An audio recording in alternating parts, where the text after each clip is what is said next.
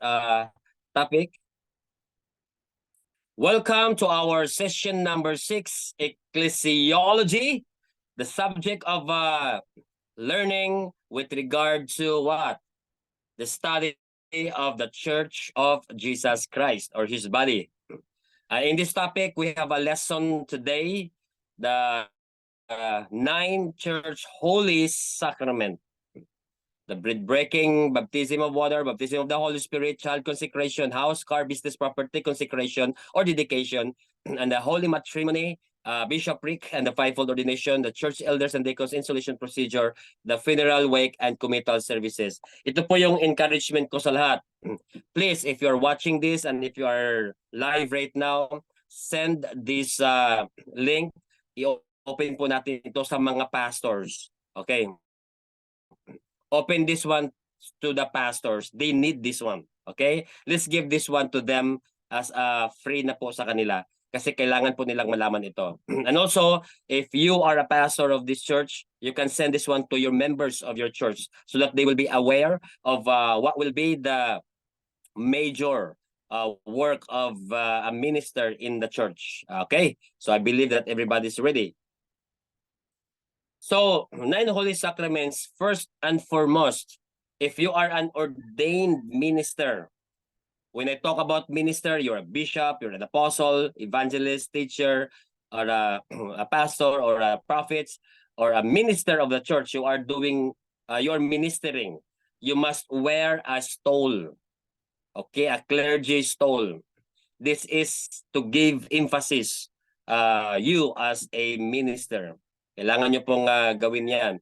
If you are not yet an ordained minister, go to your bishop and go to your ministerial organization in your local, city, in your community, and ask for them to ordain you. Those who are in the ministerial body, okay? Makakatulong po yan sila. If not, and if you are in the BAM Academy, just communicate to me. Perhaps we can help you. There are a lot of bishops that are here that could ordain you. Kailangan nyo po yan, ang stole, to wear that one. Okay, next. Natapos na po tayo sa bread breaking. Just a review for the past session po. Isisend po yon sa mga emails ninyo. Yung bread breaking. Bread symbolizes the body of Christ. It means the salvation in Jesus Christ. The great juice, it symbolizes the Christ blood, sanctifying or cleansing power of His blood. Okay. Number 2, we talk about water baptism. Buried, resurrected, and resurrected with Jesus Christ. Actually, water baptism, it doesn't only symbolize the burial, but it also symbolizes the it also symbolizes the resurrection power of Jesus Christ. Yan po ang binigyan ko ng emphasis the last week na we tackle this one. Okay. And also, number 3, if the baptism of the Holy Spirit and with fire, living with Jesus Christ. Okay? Ito po ay importante. I know that I sent already the outline to your email. Please check your email. Last week pa yun. Na-send na po namin yung outline nito. Okay? So, what is the Holy Spirit and with fire? What is this? Ano pang ibig sabihin nito, mga kapatid? Don't you know that when you are serving the Lord, you need to be baptized by fire and of the Holy Spirit or the Holy Ghost? Bishop Parl, ano po bang kaibahan ng Holy Spirit and the Holy Ghost?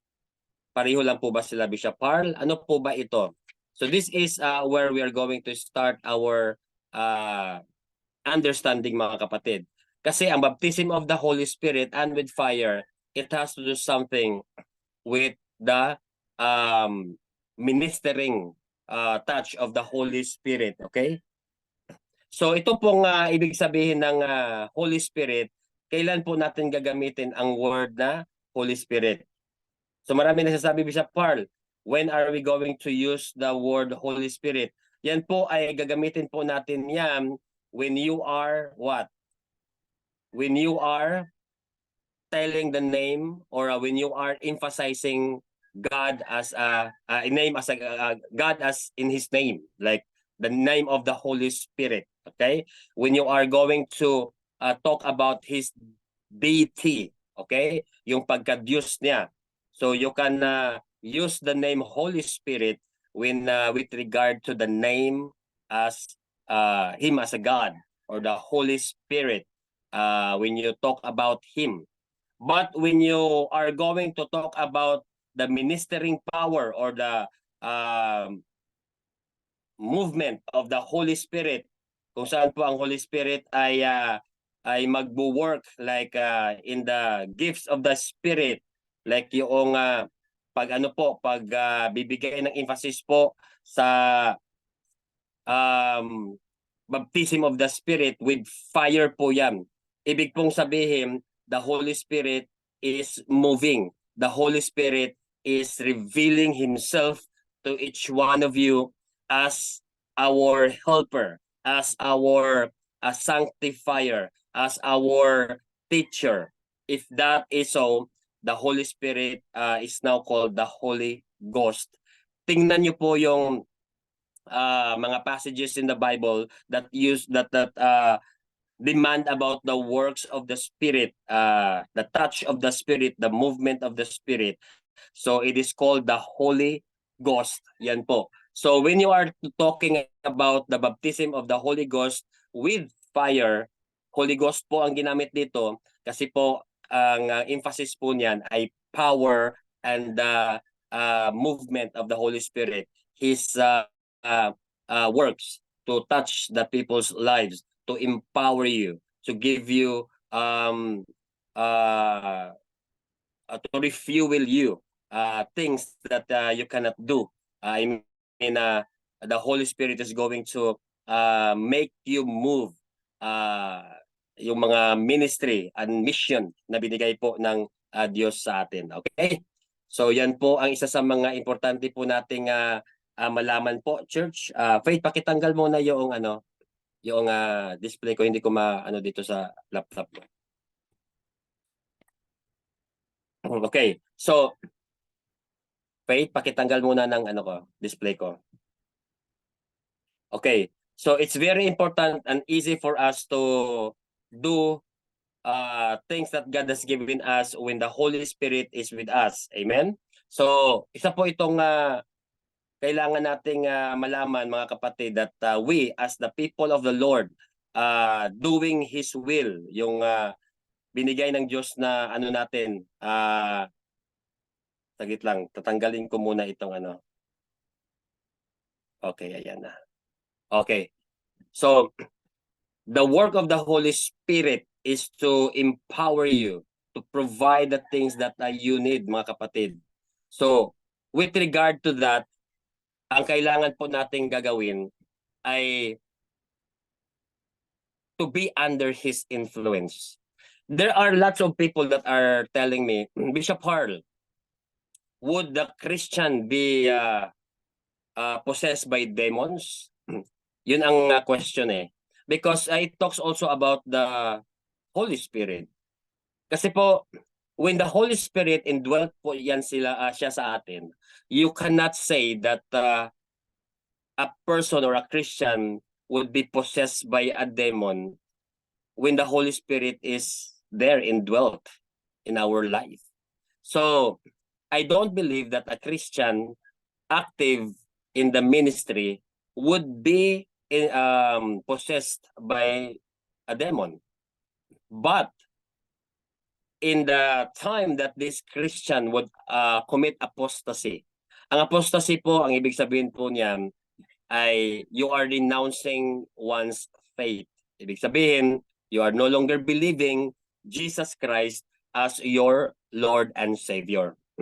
If you apostatize, there are many Christians that they believe once, they tasted once the Christianity, the love of Christ, and then the problem is that he renounced his faith, and he now believe in another dimension of faith. Like he left believing Jesus Christ as his personal Lord and Savior. That's apostasy. That's why we need to be in the Holy Spirit so that we can continue believing Jesus Christ as our Lord and Savior. That is why many people are telling me, Bishop, mahirap po talagang hindi mamumuhay sa power ng Holy or influence of the Holy Spirit. Bakit po? Dahil you cannot overcome those trials in your life. If you cannot overcome those trials in your life, ang problema po dyan, you will blame God. Am I right? And if you blame God, time will come. You will commit apostasy. Okay? Because you cannot, of course, believe his miracles. You cannot experience all of those miracles that God has provided. And isa pong mahirap pong gawin yan sa mga Christian. But some of our friends here that are Calvinism, they will tell us na, Bishop Harl, ang totoo niyan, hindi talaga na born again ang taong ito. Well, I am with you. There are many people who are professing Christians, pero in the truth is that these people are not really experiencing the regeneration. Kaya nga, there are many people, it's easier for them to lift their hands up, and it's easier for them to just, sing a song, but the reality inside them, they are not regenerated. So mahirap po yun. Those are the things that we need to see. Either this person, was this person really born again? Or hindi lang niya nakayanan yung challenges ng mundong ito. That's why we need to be empowered and we need to be baptized in the Holy Spirit, Holy Ghost, and with fire. Okay. So let's continue. I have got a problem with my laptop right now. Okay, hold on.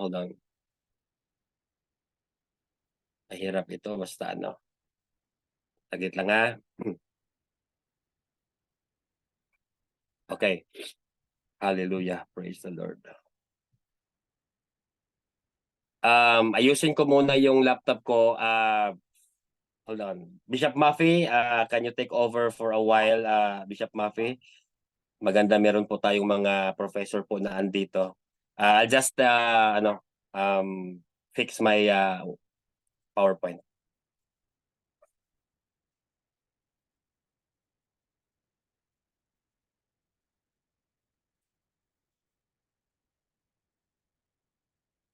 Bishop Maffy, are you there? Yes, Bishop, what's up? Okay po. Can you please take over for a while? I'm gonna fix my PowerPoint. Okay.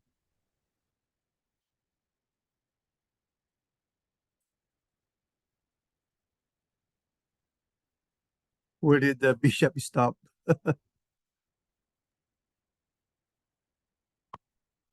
Nasa ano po ako? I was in the Holy Spirit and with fire, the baptism, the importance of the baptism. Oh, okay. Guys, hitting myself.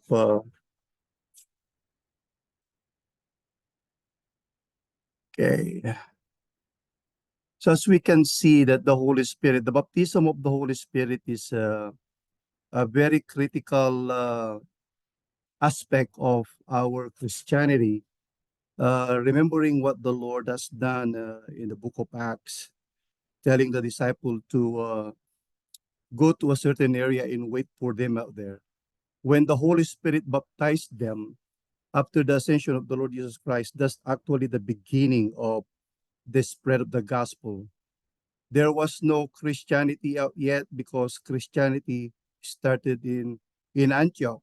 But during this time when the disciples were being baptized by the Holy Spirit, they are being empowered to preach and share the gospel to Galilee, to Judea, to the outermost part of the earth. Without the empowering of the Holy Spirit, it is so so hard for us to be effective, the efficacy of our ministry will be meaningless and in vain without the power of the Holy Spirit. There are many Christians churches today that they believe, especially the cessationists.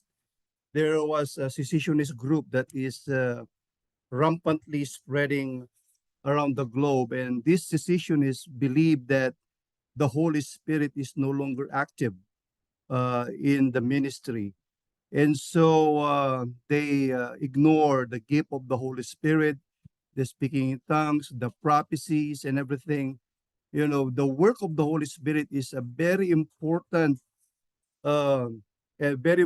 and critical part of our ministry. So the sacrament or the sacrament of baptism of the Holy Spirit is that it is a sacrament through which the believer, through the laying on of hands and the prayer of an apostle, receives the gift of the Holy Spirit. So all of us ministers, leaders, and every Christian should be, having the seal of the Holy Spirit. And if you are truly a believer in Christ, you are being sealed of your redemption. And if you are not, you are just going along with the flow. You are not gathering, but you are scattering.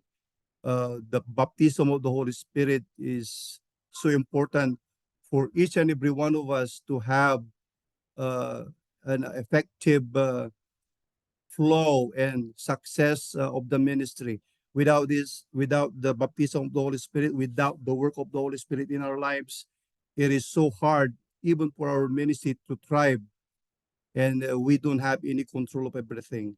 So the Amen. baptism of the Holy Spirit should not be regarded or be ignored, but to be absorbed as a critical component of our ministry in order to have a successful flow and directions and successful journey of our respective ministry. Even your own personal life, you need that.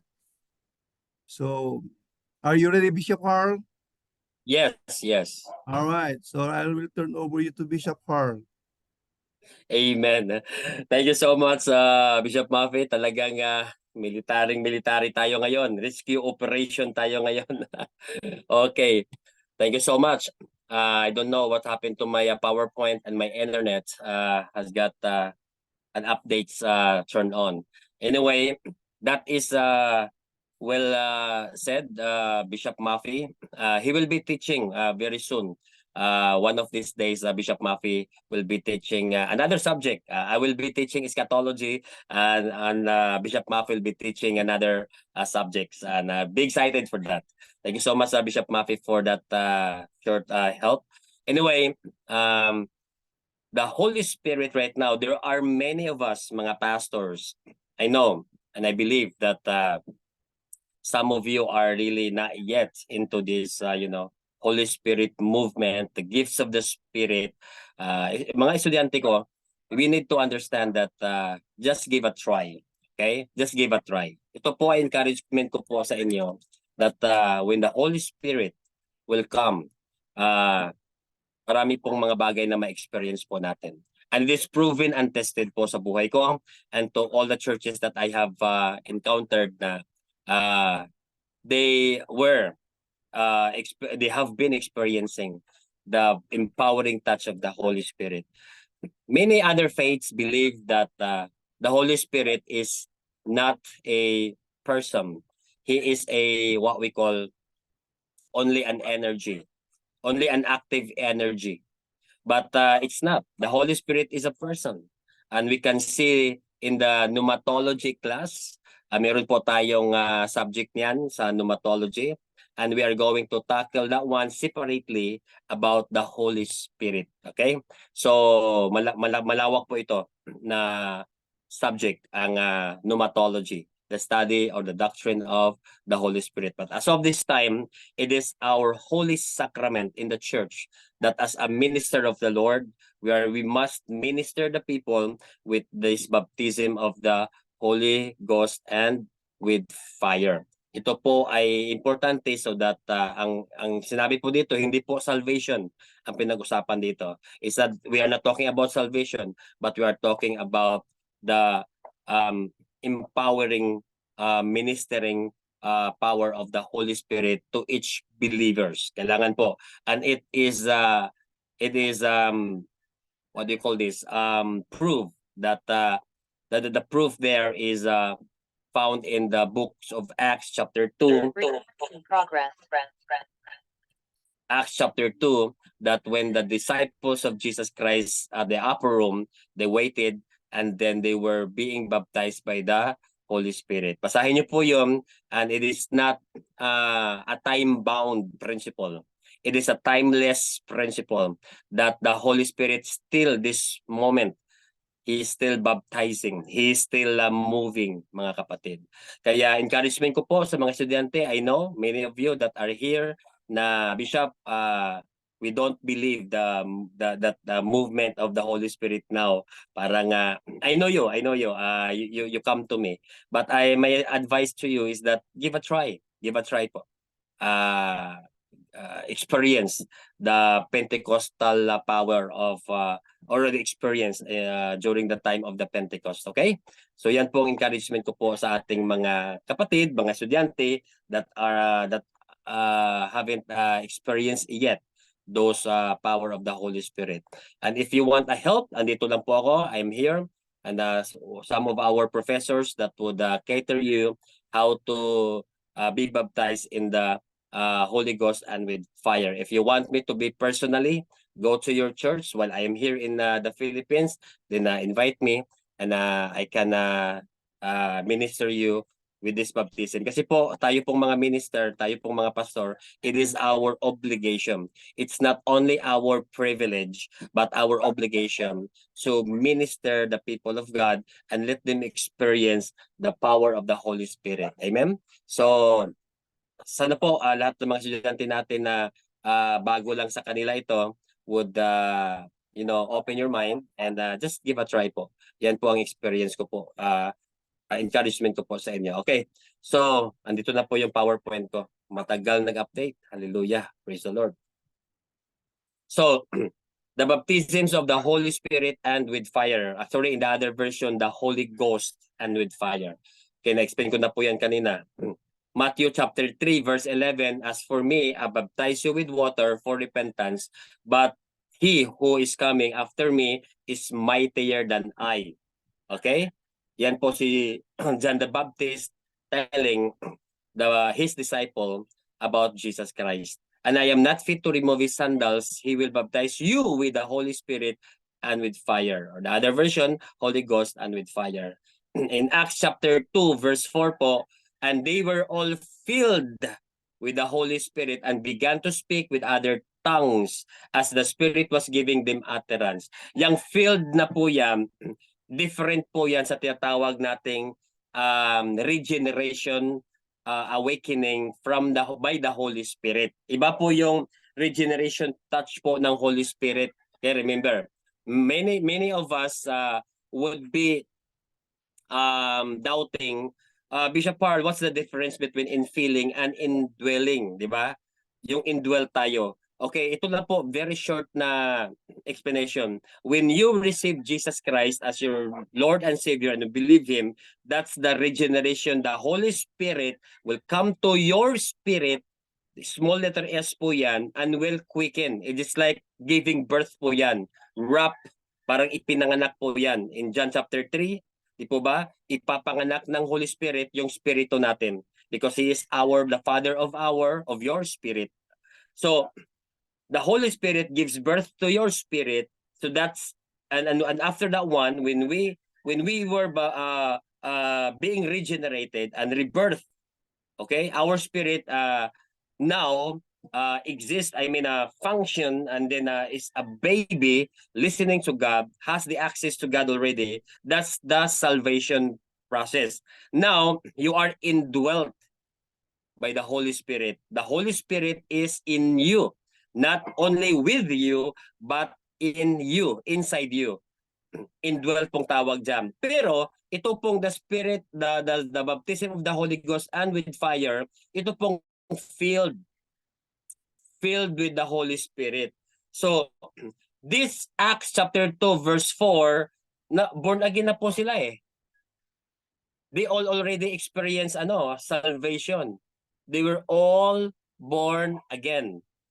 When these people or when these disciples waited for the Pentecost, don't you know that they were already saved?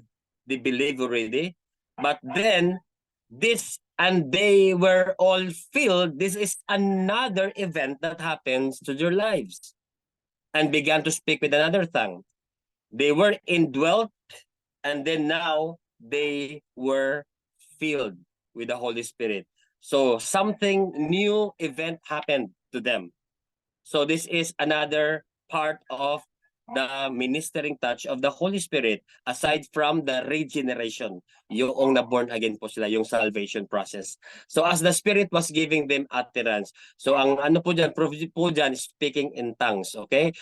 Ang speaking in tongues na po, wag pa do not be afraid of this dahil po yung katawan natin, meron po tayong body language, di ba? When you talk about our body, it has a language, right? Ito, anong ibig sabihin nito? Parang sakit ng ulo, di ba? Anong sabihin nito? Quiet, di ba? Anong sasabihin nito? Parang yung tiyan, gutom, di ba? Anong sasabihin nito? Selfie po yan, nagpa-picture yan, okay? Ayan. Kayo talaga. Smile naman kayo, parang seryoso kayo ngayong umagang ito Parang may pinagdadaanan Okay, smile naman kayo, natatakot na tuloy ako magturo sa inyo, parang galit na kayo. Anyway, thank you so much for our English friends that are here. Nako, sila na rin ang mag-nosebleed ngayon, okay? So, anyway, there's a language of our body and we have the language of our soul. And our soul is this, like what the one that is talking to you. This is the language of our soul. The minds that thinks, the heart that feels, and it utters, our mouth utters what's inside our heart and what's inside our mind. That is our soul, and your soul decides what to say, what to speak. Kaya nga, yung mga taong hindi nag-iisip kung anong sinasabi, walang kaluluwa yon. I doubt you have got a soul, okay? Hindi nag-isip eh. Di ba? Mag-isip ka nga para isipin namin, may kaluluwa pa ang taong iyan. Okay? So, kidding aside, I just want to tell you na ito pong tinatawag nating understanding the speaking in tongues is the language of your soul.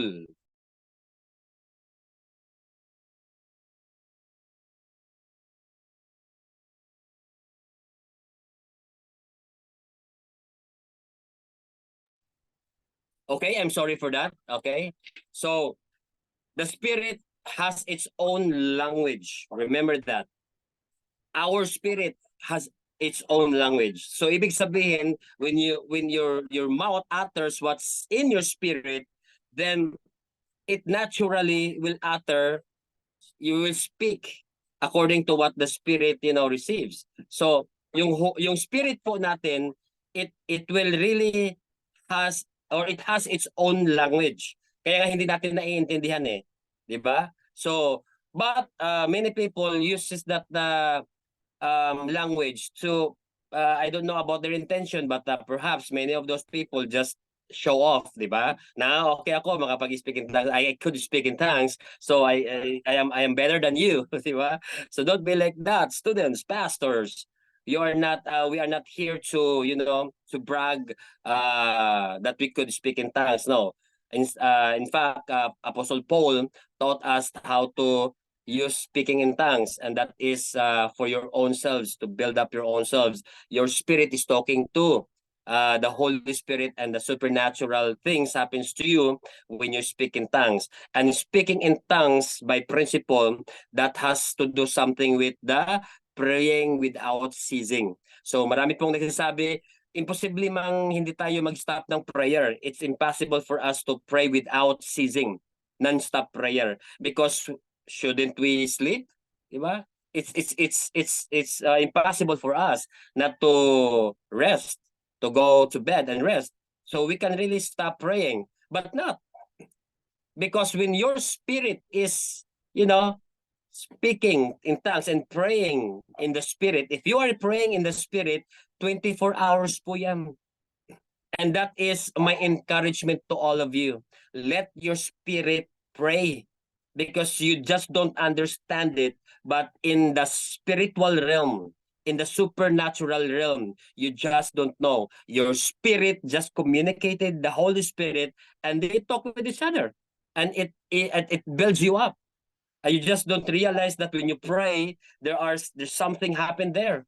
Though kahit nagutom ka, kahit walang pagkain, sige lang, but the Holy Spirit is powerful in you. Diba? It doesn't affect, or the movement of the Holy Spirit is not subject on what this, body or the flesh, is up to. Like you have got a problem with your family, you have got trouble in your work, in your workplace. It doesn't affect your spiritual empowerment of the Holy Spirit. Whatever you're doing and whatever your situation would be, if your spirit is empowered by the Holy Spirit, if you are speaking in tongues, and then it will just naturally be seen in you the fruit or the gifts of the Spirit, and even the fruit of the Spirit. There will be healing, there will be miracles. Mamamangha na lang po kayo sa pangyayari when you lay your hands over to the people, when you speak life, when you prophesy to the people that surrounds you or to whom God has given you. I will tell you, you just couldn't understand why it happened, but the Holy Spirit will just empower your spirit to perform His will in your life. Amen? So, yan po ang ma-experience po natin. So, our spirit, it will really talk according to His language. Meron pong language ang spirit natin. Kaya hindi po natin dapat sasabihin po yan in front of the people whom don't understand you. Diba? Bigla kang pumunta sa merkado, nag-speak in tongues ka, hura bara bara ba? Hura ba? Wala na. Sasabihin nila, wala, baliw na ang taong ito. Sinong hura bara ba? O, di ba? So, ito po ay hindi language na maintindihan ng mga tao. Hindi po na maintindihan. But if you are with Christians who could understand, kahit na mag-duet kayo, okay? O, duet tayong lahat. Okay, ikaw tenor, soprano, hura bara ba? Hura bara ba? O, di ba? Naiintindihan nyo. You are building up each other. Okay, but if you are with people who don't understand you, then be wise enough not to use that or to utter those languages, because it will really affect your evangelism. Diba? Ayaw ko sa mga taong yan, mga nasapian yan ng mga demonyo. Diba? Tayo pa ang demonyo tuloy. See? So be wise. Perhaps better for you to speak in the known language, yung naiintindihan kayo, o di ba? Kahit na hindi kayo masyadong marunong mag-preach, pero naiintindihan kayo. Yung iba naman, Bishop, Pastor, o ano, ikaw ang mag-preach ngayon, hindi nga ako marunong. Ikaw nga ang mag-preach. Ang nangyari, hindi marunong, pero magaling mag-speak in tongues. Wala na. Doon sa pulpit, mga kapatid, makinig kayo sa salita ng Diyos. Hura bara bara bara ba? Wala na. Anong naintindihan ng mga tao doon? Ha? Raba-raba. O, iba pa, bara-bara. O, lada-lada. O, di ba? Meron pa isa, dada lang ang naintindihan. Wala na, nasapian ng taong ito ng ano. It means, I'm just only telling you, we must be in order. Okay? Kaya nga tayo, most of the time, nabubuli tayo ng ibang relihiyon. Why? Because we ourselves are not putting our actions into an appropriate manner. Okay? In the appropriate manner. Kailangan po natin yan eh. Kailangan tayo, we are in the right principle of God. We must manage well. Kaya nga yung mga hindi nag-aral, dapat nga silang mag-aral pa saan ilalagay ang tama. Kasi pa mga pastors, I know, I respect them. I got a double honor for them. But please, yung mga hindi nag-aral na mga pastor, wag niyo namang sabihin na okay na sa akin na hindi mag-aral. No, you need to learn because you might lose the moments na pwede pa nating i-reach out yung mga tao, but then because of your raba-raba-raba, wala na. Na-judge na tayo tuloy nila na hindi na sila yeah, tama po yan Pastor Nestor, all things be done decently and in order. Tayo po dapat ang maging example that we respect people and we let them understand us na hindi yung ma-confuse tuloy sila. Okay? So that is the speaking in tongues matter. So pero meron pong speaking in tongues yung tinatawag sa gift of tongues. Iba din yun sa speaking in tongues natin. Ang gift of tongues is yung i-utter mo talaga ang word of the Holy Spirit. The Holy Spirit will talk to the people and then you receive it and you couldn't bear it. Like you need to say it. You need to utter that word from the Holy Spirit. Pero the Holy Spirit will give someone there in the community, in the church, in your surroundings, the gifts of interpretation. Kung walang gift of interpretation, in order din po yun. Hindi pwedeng ganon. Okay? But definitely, as my experience, meron talagang gift of tongues and gift of interpretation. Okay? Kailangan po yun. So, iba naman yun. It is another gift of the Spirit po yun. Meron po tayong session po yan sa pneumatology. Okay? The gifts of the Spirit. Pero ngayon po, gusto ko pa lang pong isasabihin sa inyo, but when you are baptized with the Holy Spirit, iba yung utterance of your spirit at iba din yung gift of tongues. Okay? Kasi yung when you are baptized with the Holy Spirit or the Holy Ghost and with fire, power po yun. You will receive power to sustain, to continue living in this planet Earth. Ito na lang po before I end this part, yung baptism of the Holy Ghost and with fire. When the time that the Holy Spirit is no longer here, pagpalagay natin mag-rapture na. Okay. When rapture comes, the Holy Spirit is no longer on this planet Earth. Okay? So ibig sabihin po ang mga tao dito, they have no power anymore. Kaya fear, grabe po yun, fear dito na mangyayari. Takot mamatay, takot sa lahat ng bagay. Why are you so strong right now? Yung mga pastor, kayo po mga estudyante, kahit makipagpatayan pa kayo, ay nako, di ba? Ano ba talaga? Si Jesus or yung yung sa kapitbahay namin na taga Davao? O sino pipiliin mo? Si Jesus, dapat kahit ikakamatay mo pa yan, kayang-kaya because of the Holy Spirit power. Amen? Kayang-kaya nating magpakamatay for Jesus, di po ba? Amen. But when the Holy Spirit is not here, it's impossible for you to die for Him, I tell you. Dahil wala pong wala pong magbigay sa atin ng power to continue. Kaya nga ang Holy Spirit, Holy Ghost and with fire na baptism ay isa po itong sacraments ng church ordinances natin that you pastors should look into it because we need to put in our mind the sustaining grace, the sustaining power to always or to continue our service to God. Mahirap po, sa totoo lang, na mag-serve sa Panginoon na laging may takot sa atin. That's why you need to be baptized with the Holy Spirit or to the Holy Ghost with fire para yung takot na yon ay mapapalitan ng power. Kaya nga po yung mga baptized ng Holy Spirit, Holy Ghost and with fire, ay nako, walk by faith po yun sila, literal na walking. 'Di ba?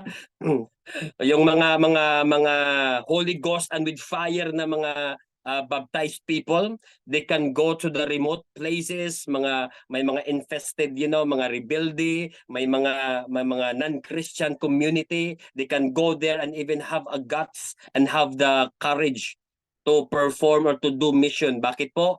Dahil po sa lakas at kapangyarihan na binigay ng Holy Spirit. Amen po ba? For those who haven't experienced yet, please approach me. Marami po tayo pag-uusapan dyan. I could help you for that. Okay? Next, ito po. Again, overtime muna tayo ngayon. Lagi na lang tayo ng-overtime. Acts chapter 11 verse 16, and I remember the word of the Lord, how he used to say, John baptized with water, but you will be baptized with the Holy Spirit. That is a timeless principle. Hindi pa po nagbago yan. Acts chapter 2 verse 1 in your outline. Andun po yung lahat ng mga verses na ito. Check your email. When the day of the Pentecost had come, they were all gathered. They were all together in one place. So ito palang Holy Spirit ay magbibigay sa atin ng unity. Amen? Makapagbibigay sa atin ng pagkakaisa because it will gather us into one place. And as God has instructed them to do that, but by principle po, the Holy Spirit will unite us. Na-explain ko na po kanina, mga pastors, mga estudyante, the indwelling and infilling of the Holy Spirit.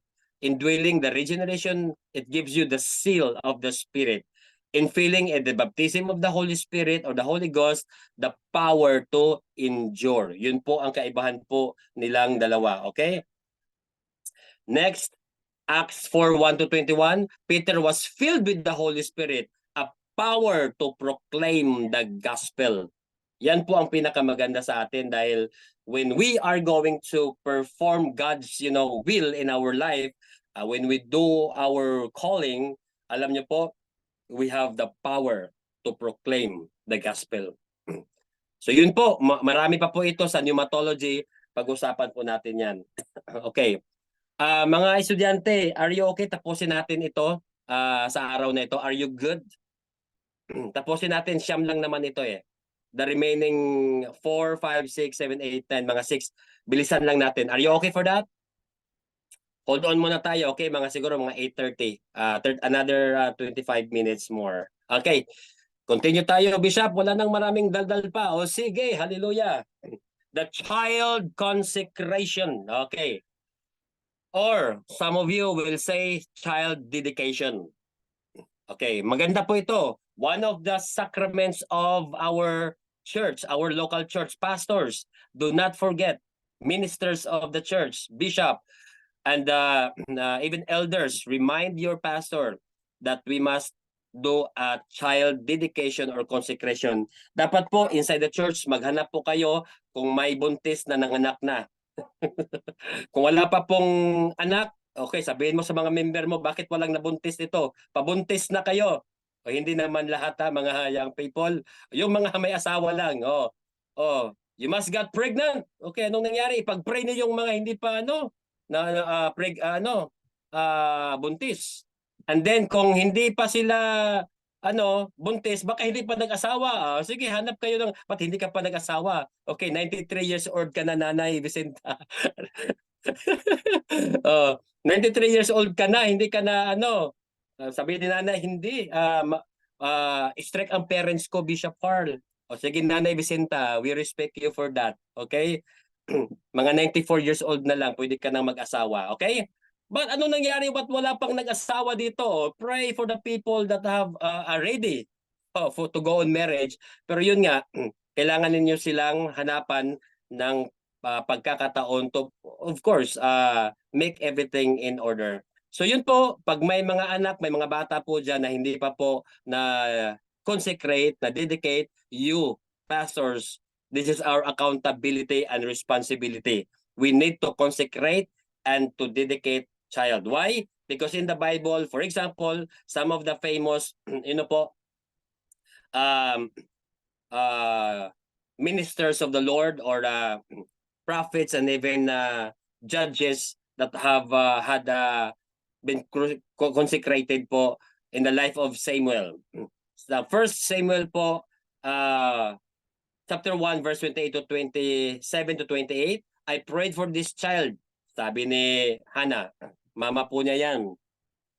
I prayed for this child and the Lord has granted me what I ask of him. And so now I give him to the Lord. Yang give him to the Lord, for his whole life he will be given over to the Lord. And he worshiped the Lord there. Diba? So dito po makikita natin na dinidedicate po ni Hannah si Samuel. And also in the Bible, si Samson, okay, yung malakas na atao, atapang atao, Samson has been also dedicated for the Lord. Nazarite po ang tawag sa kanya, dedicated to God from the womb. He will take the lead in delivering Israel from the hands of the Philistines. So lahat po na dedicate ng para sa Diyos po ay ginamit ng Diyos. Has greatly used by the Lord. 'Di ba? Lahat na consecrate na buhay. Ako po, na-consecrate po ako. That's why go back to your childhood life. Baka na-consecrate po kayo ng parents ninyo. That's why you are like that today.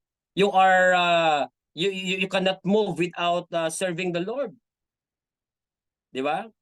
So kailangan po nating malaman, mga parents, okay? If you are here, go to your pastors and let your children be consecrated. So in Psalm 127 verse 3, sabi dito, children are a heritage from the Lord, offspring a reward from Him. So sa Panginoon pala itong mga bata. And God will display His power sa mga anak po natin. Bakit? In Mark 10:13, 14, people were bringing children to Jesus Christ, di ba? Vel, pakibasa nga dito, Vel, if you can. Are you there, Vel? Wala. Ako na lang po. Sige. People were bringing little children to Jesus for Him to place His hands on them, but the disciples rebuked them. When Jesus saw this, He was indignant. He said to them, let the little children come to me and do not hinder them, for the kingdom of God belongs to such as this. Meron pong mga experience po dyan. Okay? Na mga preaching po dito with regard na dapat tayo maging katulad ng mga bata. O di ba? Yan po ay hindi sa isip bata tayo ha. Baka ako Bishop, isip bata ako. Hindi yun ha. Huwag yung isip bata, mature dapat tayo, but like them, an innocent children, like they are pure to come to God. Hindi yung parang gagamitin lang natin ang ating Panginoon. Lord, I serve you because I need 100,000 today, this week. Ginamit lang ninyong Panginoon yan. But when you come to the Lord with all purity, like children, yan po ang pinaka-the best. Mark 10:16. Ano pong sinabi sa Mark 10:16, mga kapatid? It says, and He took the children in His arms, placed in His hands on them, and blessed them. Diba? Grabe po ito. Ang Panginoon na talaga ang kumukop sa kanila. 3 John 1:4, I have no greater joy than to hear that my children are walking in the truth. So ito po palang mga bata ay dapat silang susunod sa yapak ng ating Panginoon. So mga parents, if your son, if your children has not yet dedicated to the Lord or consecrated, you need to go to your pastors and let them be consecrated. Kailangan po nila yan so that their lives will be used mightily in the future. And protection will come. Alam na po natin yan. And your pastors will be always be there to give you those things po. Okay. Okay, number 5. Ano pa yung number 5 na ano natin? Okay. Number 5 is the house dedication and property consecration. Ayan. House dedication po yan. Okay. But before I am going to andito po si pinaka-busy po ito na tao. Mga estudyante, allow me because he is my really good friend. si Congressman Ronsalo po. This is not about politics, this is about partnership po natin sa isang pastor na ginamit ng Diyos sa Kongreso po. Congressman Ronsalo, are you here, Congressman Ron? Yes, Bishop Carl. Archbishop Carl, Okay. magandang umaga po sa inyo. Okay, good morning po, Congressman Ron. I would like to tell everybody that I acknowledge our partner po ng BAM Academy po, ang Kabayan. Si Congressman Ronsalo po ay sitting congressman ngayon at it is my honor po na naging bahagi po siya for I think dalawang pagkakataon na po, twice na po for the graduation ng BAM Academy that our Congressman Ronsalo attended. And some of you met him there. And isa po siyang pastor, nagpi-preach po siya. That's why I am very much blessed na andito po yung kaibigan natin. This is not about politics po. You cannot choose whatever your party list would be, but this is about partnering and honoring the man of God, especially in the Congress. Your greetings, Congressman Ronsalo, sa ating mga bagong estudyante po for 255 participants today na andito sa Zoom. Sige po, Congressman Ron, take over. Maraming salamat po, Archbishop Carl. Isang mapagpalang umaga po sa lahat po ng mga lingkod po ng Diyos. Both present via Zoom presently, na 255, and their son, the rest are also congregating physically. Isang mapagpalang umaga po sa inyo. Papasalamat po ako sa opportunity na maimbitahan po ni Bishop Carl para makapagbigay po ng aking maikling pananalita. At kinukongratulate ko po ang lahat po ng mga bagong mga estudyante ay nai-recall, tama po yung binanggit po ni Bishop Carl, dalawang beses niya na po akong naging guest dun sa inyo pong graduation. At the same time, nagpapasalamat din po ako sa BAM Academy dun sa honoris causa na ibinigay po ninyo sa akin, doctorate in divinity. So maraming salamat po, Bishop Carl. Ngayon din, syempre, encourage po natin lahat po ng mga estudyante po ng BAM Academy.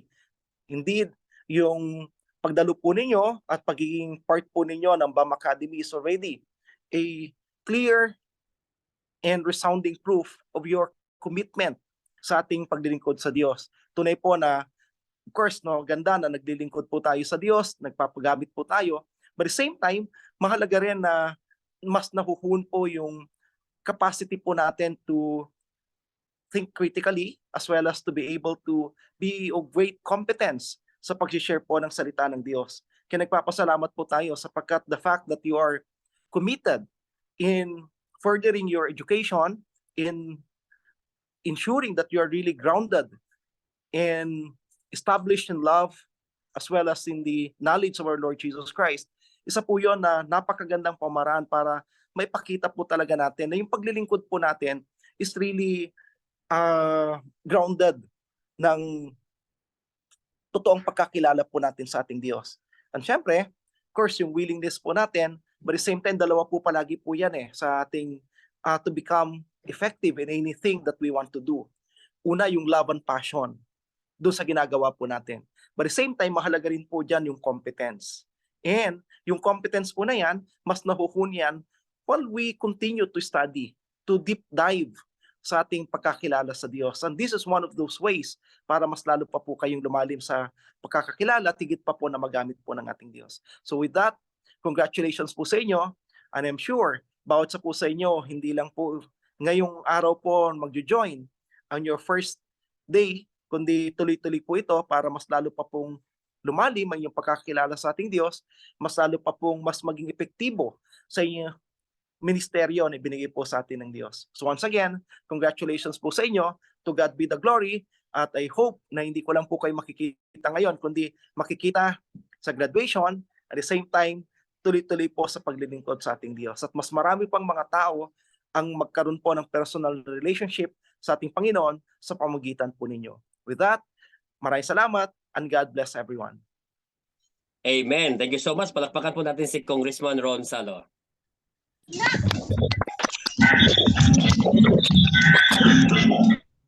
Amen, amen. Congressman Ron, my brother Leonard, Direct Leo, say hi to you. Okay. So, by the way, thank you so much, Congressman Ron from Kabayan Party List. Anyway, let's continue. Nasa ano na po tayo? Number 5, the House dedication and property consecration. Okay. When you talk about the house and property dedication and consecration, isa sa mga pinaka-importanting bagay na gagawin po natin. Because as a pastor, as a minister of the Word of God, we need to see to it that there are properties from our members, from our leaders, na kailangan pang ipag-pray natin. In some ways that this house was used, like for example, gambling was used by the hideout sa mga illegal na mga bagay, was used by some of the worship to other gods. Kailangan po nating i-dedicate po yan. Kailangan po nating i-consecrate po yan. So, all the pastors that are here, ask your leaders, mag-counseling po kayo. Ano bang nangyari sa bahay ninyo? What happened to your own property, sa car, sa mga businesses? You need to consecrate those places. You need to go there and put an oil and then pray and offer that to the Lord. Ngayon ang tanong, Bishop, there are many instances that people are asking me, Bishop Parl, what about those properties that we rented? Those properties, for example, that are not ours, we just rented. Alam niyo po, we can only consecrate those properties that are yours. But if you are just renting the whole house, then you have the access to let that house be consecrated or dedicated to the Lord. Pero ito yung tanong, kung andun din ang owner, for example, a whole building, meron kayong tenants na 5 tenants for the whole building, and then the owner is there living with you. So you can ask the permission of your owner to consecrate the whole building. Pero kung iba po ang principle ng owner, you can only consecrate sa place kung meron kayong authority. And that is the place that you rented. So kailangan pong i-consecrate natin yan because these places will be used for the glory of God. Hindi po pwedeng mag-consecrate mga pastor, mga ministers Bishop, meron po kaming sabungan. Can you consecrate, Bishop Parl? Bigyan ko kayo ng 500,000. Galing nun sabungan Meron po kaming dito, yung mga dito po namin ni-worship po yung mga idols, ganon. Pwede niyo pong i-consecrate, Bishop Parl, para ang sarap ng feeling pag mag-worship na ano ba yan? Di ba? Mag-isip muna. Where's your kaluluwa? Di ba? Where's your soul? Di ba? Mag-isip muna, isip-isip muna mga kapatid. Before we consecrate, make sure that the life of that person will no longer be going back to that activity. Meron kasing kinakonsecrate na lugar, but the problem is a person living there or people living there will be bringing spirits from outside. Okay? When you consecrate a place, automatic po yung lugar na yan will be used for the glory of God. Okay? That will be yung mga evil spirit po dyan, they will be driven away. Okay? Because the Bible says we can drive away evil spirits. That's why we need to consecrate our houses, rooms, businesses. But the problem is, this evil spirit might not be going back to that place, but if someone will bring them back to that place, carrier, delikado po yun. Kaya nga, be careful na yung room ninyo, yung prayer room, yung mga bahay natin. Kapag alam po natin ang taong ito is bringing lots of demons inside him, alam natin that this person has something problem in his life na hindi problem na sa pera pwede ipapasok yan baka sabi ni Bishop, huwag ka nang pumasok dito, problema ka sa buhay ko. Hindi po yung ibig kong sabihin. Discern people who have got like possessed or influenced by demons, delikado po yan. They will be bringing spirits inside your house, especially those people who are living with you.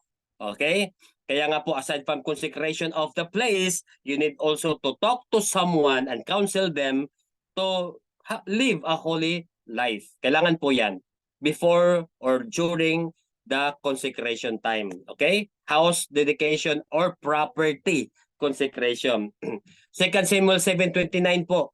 Now be blessed to... Sagit lang, hold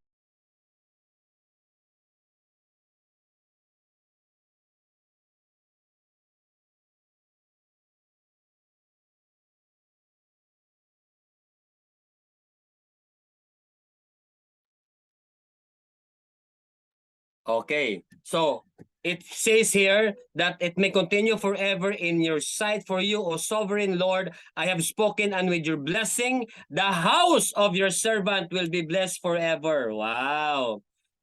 Itong house na ito, I know that it has to do something with the family, people, but house also is used as a matter of gathering in a place. Sabi dito in Psalm 91 verses 9 to 11, if you make the Most High your dwelling, even the Lord who is my refuge, then no harm will befall you, no disaster will come near your tent, for he will command his angels concerning you to guard you in all your ways. Wow! Walang makakapasok po sa bahay ninyo, sa lugar, sa business po ninyo. That's our declaration, mga estudyante. Hebrews chapter 3 verse 4, for every house is built by someone, but God is the builder of everything. Kaya i-dedicate, i-consecrate po natin ang bahay natin, because if it is built by someone, though it was built by someone, but God is the builder of everything. Kayang-kaya pong proteksyonan ng Diyos ang bahay natin. Amen po ba? Wow! Kayang-kaya po ng Diyos. God is able to change your place, your businesses, your room. Kung hindi po kayo nakakatulog sa room ninyo po, unang-una, linisin. Pangalawa, mag-pray, consecrate. Baka hindi ka na nakatulog dahil hindi malinis, okay? Joshua 24:15, but if serving the Lord seems undesirable to you, then choose yourself this day whom you will serve, whether gods your ancestors served beyond the Euphrates or the gods of the Amorites in whose land you are living. But as for me and my house, we will serve the Lord. That is a powerful declaration of Joshua and to the people of Israel for his household to serve the Lord. Would that be your declaration too? Tanong ko po sa inyo. If that is your declaration, then consecrate your house, including your businesses. Not only all the members of the family, but all you belong. Mga bagay na nasa iyo. Yan po ang house dedication. I'm almost done. Number 6, the committal or funeral wake and graveside service, a memorial program. Mga pastor, mga minister, you need to do a funeral wake services and graveside services. Kailangan pag may mga kapitbahay in our community, we need to do this ceremony. Okay? Part of our sacraments po ito. Ibig sabihin, ginagawa ng church ito. The church must be doing these 9 holy local church sacraments. Funeral wake, punta. Bishop, takot kasi ako sa patay eh. Ay nako, yan ang problema natin mga pastor. Huwag kang matakot. Natutulog lang yan. Isipin mo na lang natutulog yan. Okay? Hindi talaga pastor. May multo talaga. Ano ba klase? Mag-cast out ka nga. Cast out mo yung sarili mo. Okay? Funeral wake. Okay. Kailangan nyo pong gawin yan ang graveside service or committal services. If you don't have yet the format of this, mga pastors, ibibigay ko po sa inyo yung format how to do the committal graveside services. Gumawa po ako dito ng manual para sa mga pastors ko po. For those who are interested, pwede ko pong isend sa inyo yung mga anong sasabihin, sa ang verse, kailangan nyo po ito. Ecclesiastes 12:7. And the dust returns to dust to the ground it came from, and the spirit returns to God who gave it. So espiritu natin, babalik po sa Panginoon yan. But ito pong katawan, kailangan po nating i-commit sa Panginoon yan. Committal services po yan. Graveside service ang tawag dyan or ceremony. I-commit po natin yan. Romans 14:8, if we live for the Lord. If we die for the Lord. So wherever we live or die, we belong to the Lord. So i-declare po natin sa isang katawan yan. Tulad ng Jude 1:9. Yet Michael and the archangel, when contending with the devil, he disputed about the body of Moses. Pinag-awayan pa nila ito ni Michael, archangel, and the devil about the body of Moses. That's why our body must be committed to the Lord. Okay? Ang tanong, Bishop Parl, pwede po bang i-commit ang unbeliever? Of course, anybody po yan. Anybody. Para hindi po magamit at mapaglaruan yan ng masasamang mga espiritu. Okay? And it is really biblical.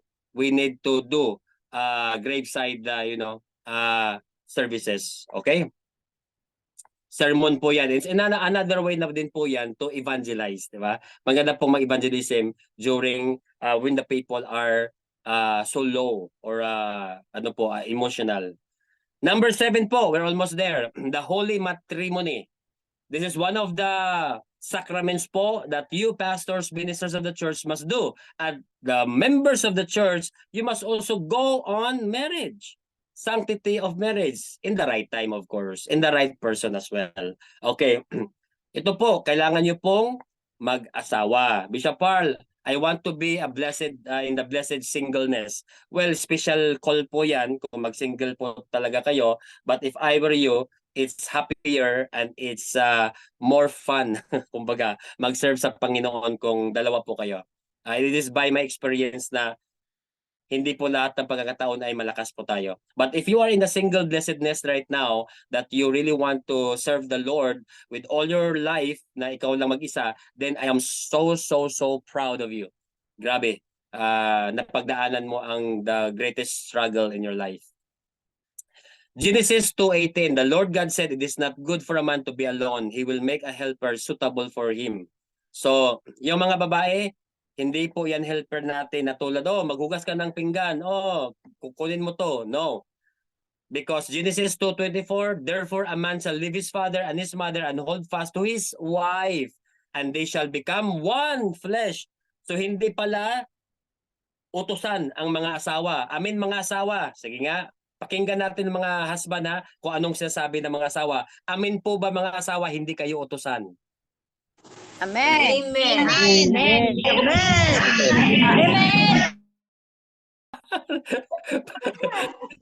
Nagkaroon ng chance tuloy Okay.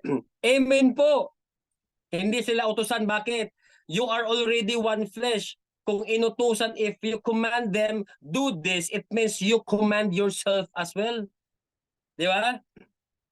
Asawa, sige nga, magsaing ka ng pagkain. Ikaw ang magsaing din. Kasi you are one flesh na di ba? So, yan ang dapat ang ibig sabihin. And also, when I also counsel sa mga mag-aasawa po, ang ginagamit ko po ganito. A wife is not there just your utusan or just your helper na in a way na in a menial task, no. Ganito po 'yon. If you are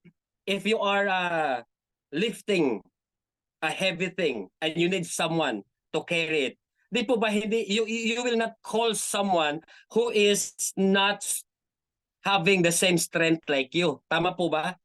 Kasi po hindi niyo maki-carry dalawa The other side ikaw, the other side yung asawa mo. Kung mas yung mabigat na bagay yon, that's too heavy for you. Then kung hindi niya kaya dahil weak po siya, then it's not it doesn't equate your strength. So you must put in your mind that your wife must be stronger as you are. Di ba? Or strong as you are. Ibig pong sabihin, kung tayo po, we ourselves, if we need someone like a wife, your wife is strong as you. Is as strong as you. Di po ba? Ganyan lang po ang mukha ng asawa ninyo. But I tell you, ang mga babae po, according to psychology, they have more patience than us. Tama po yun. I tell you, tayo pong mga lalaki, di po ba? We men, di po ba? When we are waiting for an hour, di ba parang, saan na ba yung asawa ko? Ba't tagal-tagal mo? Di ba? Pero yung mga asawa, nako, I tell you, they can wait at the end of the day. And they have been in that situation sa ating relationship. Kaya po, actually sa totoo lang, women are stronger than men.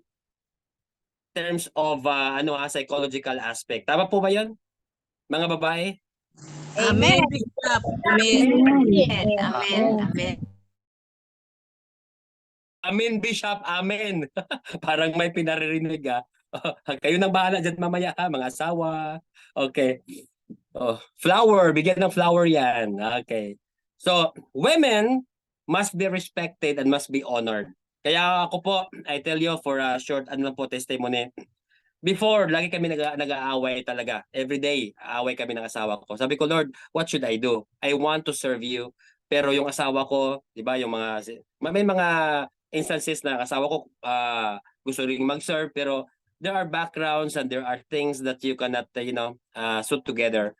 Pero I tell you, the time that I started honoring my wife, the time that I started honoring respecting my wife, and I called her not only as a wife, but I called her pastor, like that, like Pastor Jolie, and I respect her as a queen. I treat her as a queen, though in 20 years na parang mahirap na yung, di ba, familiarity na natin, and it's really like easy for us to just scold our wife, easy for us just to talk, simple but hurting things to our wives, to our loved ones, or your wives to your husband.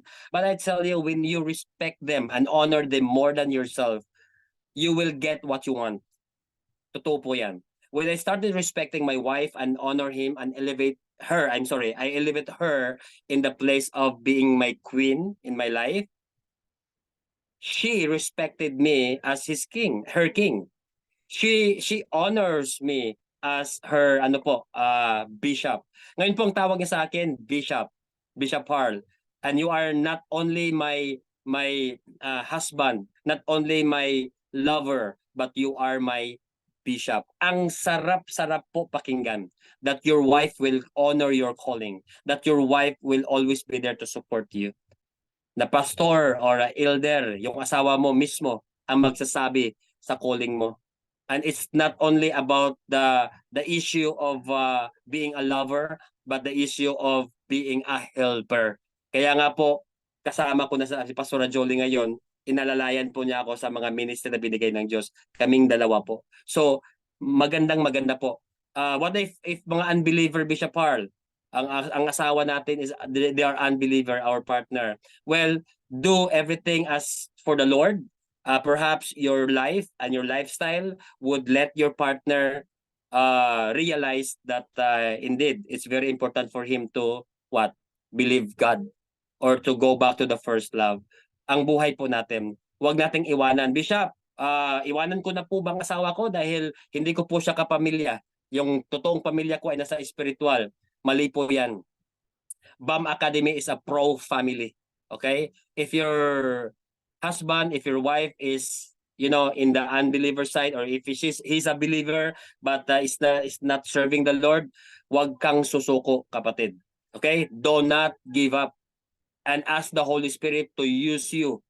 Walang ibang gagamitin ang Diyos po. Wag ka nang mag-pray, Lord, I pray for pastor, Lord, I pray for baka ma-inlove ka sa taong iyan na ipag-pray mo. Wag ka nang mag-pray ng iba. Okay? Use your life.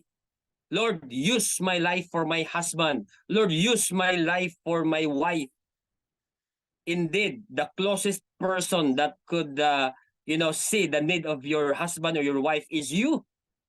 Amen? That's why ask the Lord for wisdom, ask the Lord for knowledge, and the transformation. Okay? The transformation in your life. May question po dito sa let me entertain this one. Okay. So sa Catholic Church daw, sabi doon, may mga question dito. Kung pupunta ka sa Catholic Church na maging principal sponsor o sa bahay na lang na ikakasal, opinion lang. Okay. Anyway, meron po kasing ikakasal. We are in the matrimony, the wedding matrimony po. May question po kasi sa chat box na are we allowed to as ninong or ninang yung mga principal sponsor sa Catholic Church? Okay? We have different issues and different perspective po dito. Pero ako po, sa akin lamang, different intention po yon. Unang-una, ang pagpasok po sa Catholic Church, it doesn't change us. Sa totoo lang. It will not change us. Even if you go to the haunted house, it will not change us. As long as you are strong in your faith, and you are ready for your faith, go anywhere you want. Bakit po? It will change them. If you are a world changer, if you are used by the Lord, I will tell you, sa akin lang by principle, pumunta po ako sa isang gathering ng Catholic gathering. Parang Black Rosary, something like that. Andun ako kasi pinaupo nila ako. And then it's my opportunity to preach, di ba? Pastor pa ako that time. Pastor, may pastor tayong kasama dito, mga anong tinatawag ng mga nagro-rosary.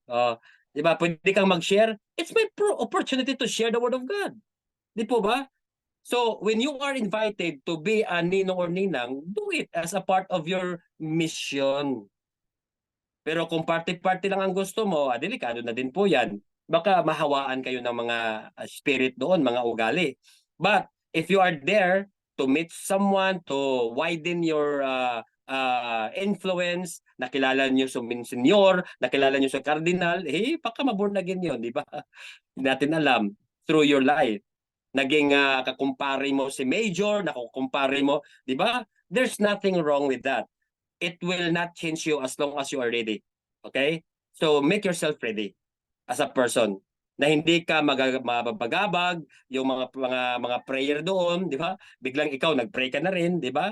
O biglang naiba na yung prayer mo, ayun, you are not ready yet. But if you're ready, just going there, it's okay. No problem. Mas grabe pa nga ang mall ng mga espiritu kaysa Catholic Church di po ba? Bakit ka natatakot sa mga Catholic Church, mga churches na yan? Nagtuturo naman din yan ng pagbabago. But ang pinakagrabe yung sa mall na pinuntahan mo, doon sa mga park na inuupuan mo, doon daming mga demonyo doon, kumpara doon, ay nako, I tell you. So I am telling you this because it has to do something with our mission. Anyway, thank you so that for that question, Nael. Okay. Okay po yun, instrument ka ng maakay mo sila but also spiritually equipped. Tama po yan, dapat spiritually equipped kayo. But if you are not spiritually equipped, pagpunta mo doon, akala mo yung nakikita mo doon na mga, di ba, mga images, nangungusap na sa'yo. Yun ang mga iniisip Like, it looks like when you are looking at those eyes, di ba, parang tapos wala ka nang nagawa sa loob, Apostol Bernabe, di ba? At tayo, mag-speak in tongues lang tayo, hura, bara, nagkasa-out ka na tuloy. Di ba? Nag-drive away ka na tuloy. Pwede naman gawin mo yun, pero wag. That is, not really the intention. Ang intention po doon, widen your influence, and then know someone, and then meet someone, and then that's an opportunity for you to do your mission. Di ba? Nagpipray ka nga, Lord, send me, send me, send me. May nag-invite na sa'yo. Then that's the call of God. That God has sent you to that place. Di ba? As long as you are ready. Okay. So, that's another part of the missiology po na topic yan for mission. Mga kapatid, I don't have enough time. I know that I hold you so long now already. Proverbs 18:22. He who finds a wife finds a good thing and obtains favor from the Lord. Hay nako, mga asawa, mga husband. Ang mga asawa natin ay favor ng Panginoon. Kaya wag awayin ang mga asawa. Amen po ba mga husband? Hindi na natin aawayin yung mga asawa. Taas ang kamay. Sisigaw ng amen. Amen. Amen. Amin ka dyan. Nag-away ba tayo kanina? Mga marites talaga itong mga estudyante ko. Hallelujah, Lord. Proverbs 19 verse 14. House and wealth are inherited from fathers, but a prudent wife is from the Lord. Hallelujah. Wife, dapat maging prudent din kayo. Okay? Ano bang ibig sabihin ng prudent? Hallelujah, Lord. Help my English. Sino nakakaalam dito sa prudent habang nag-research ako?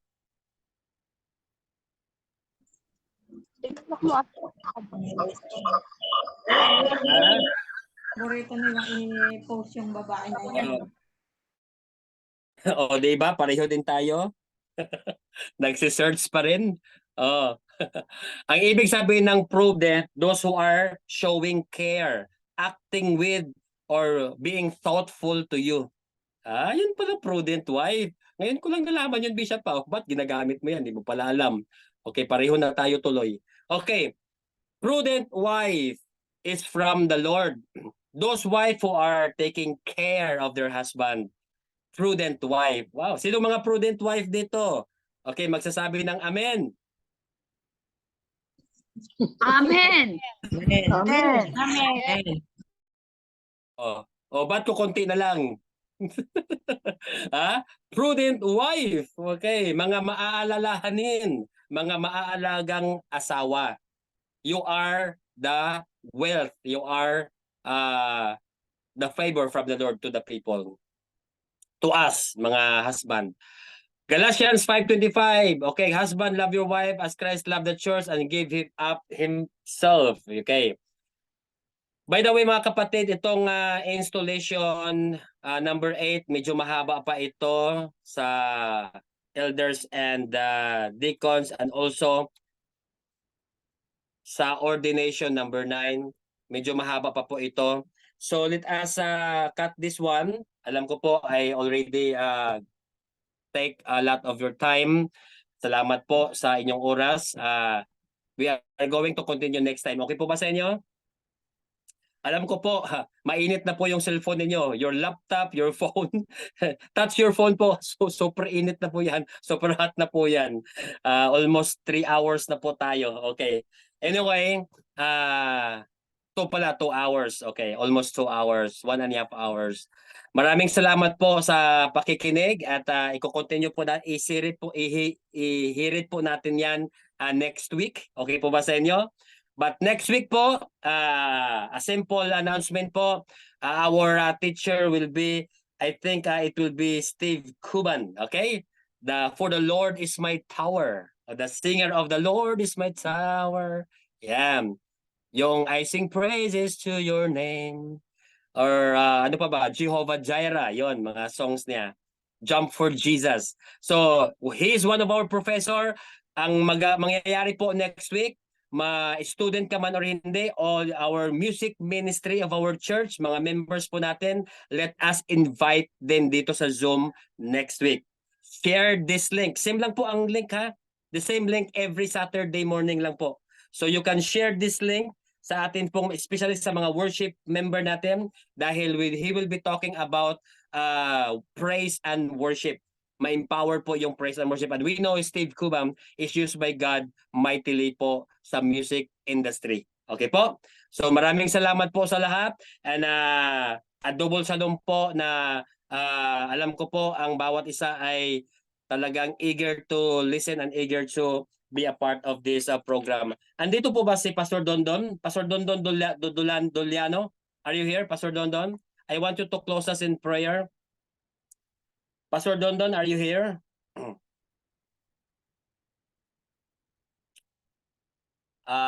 Okay, parang nag-drive yata si Pastor Dondon Okay. Siguro po may I ask po, andito po sa ano ko si wala talaga si Pastor Don. Okay, si ano na lang si Sir Ace. Kung okay lang po sa iyo Sir Ace. Colonel Ace Asardin. Alam ko po medyo na-shock si Sir Ace. Can you close us in prayer, Colonel Ace Asardin? Yes, sir. Sir, may audible, sir? Yes Naririnig po, po very ba? clear. Yes po, very clear, sir. Okay, let's come to prayer. Hallelujah, Lord.